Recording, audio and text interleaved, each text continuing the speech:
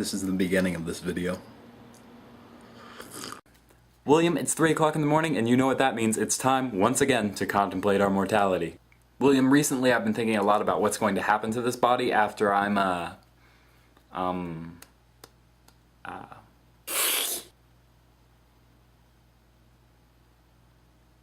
dead.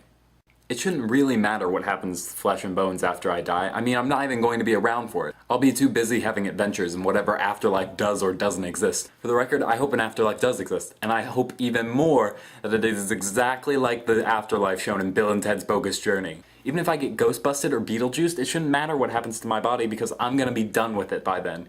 Whether there's an afterlife or not, I'm done with the body, but I can't stop thinking about it. It probably has something to do with mankind's inability to confront death as a reality. This video is going to be so depressing. I could go for the classic, entomb this sack of meat 8 feet under, but coffins don't really appeal to me. I don't like the idea of taking this thing that someone's worked on, this massive piece of carpentry and art and this just fantastic creation, and just burying it underground to rot.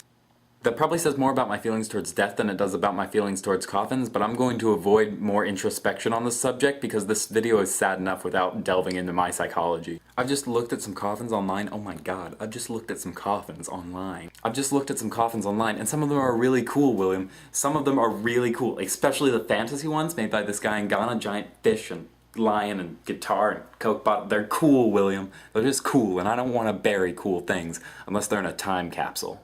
So coffins are out. Cremation is also out because, ugh, fire. I had a teacher who, for some reason that I can't remember now, was telling the class what she wanted to happen to her body when she was dead. She wanted to be wrapped up in a white sheet, right? And just tossed into the ocean with sharks. And not just because sharks are cool, William, but that is a good reason. That is a good enough reason. She wanted to be eaten by sharks because she wanted her body, after she had gone, to do some good. She wanted it to help somebody or something. And that sort of appeals to me. There are a lot of ways I could do this. I could feed my body to sharks or bears or meerkats. Or there are these things called body farms where forensic students learn how to age a body based upon bugs or dirt or bones or whatever. This pianist-composer called Andrei Tchaikovsky, I'm gonna go with Tchaikovsky, and someone can correct me. William, you can correct me if I'm incorrect. I'm going with Tchaikovsky, though. This pianist-composer, Andrei Tchaikovsky, donated his body to science, but then he donated his skull to the Royal Shakespeare Company so it could be used in productions of Hamlet. I'd love to play Yorick in Hamlet after I'm dead. That'd be metal. That would be the textbook definition. Metal as fuck. Okay, so once again, if you'd like to read more about Andrei Tchaikovsky's name I can't say, body farms, or fantasy coffins, I'll have links down in the bowels of Tartarus, down. Bye. I'll have links down there from the pages that I read them on.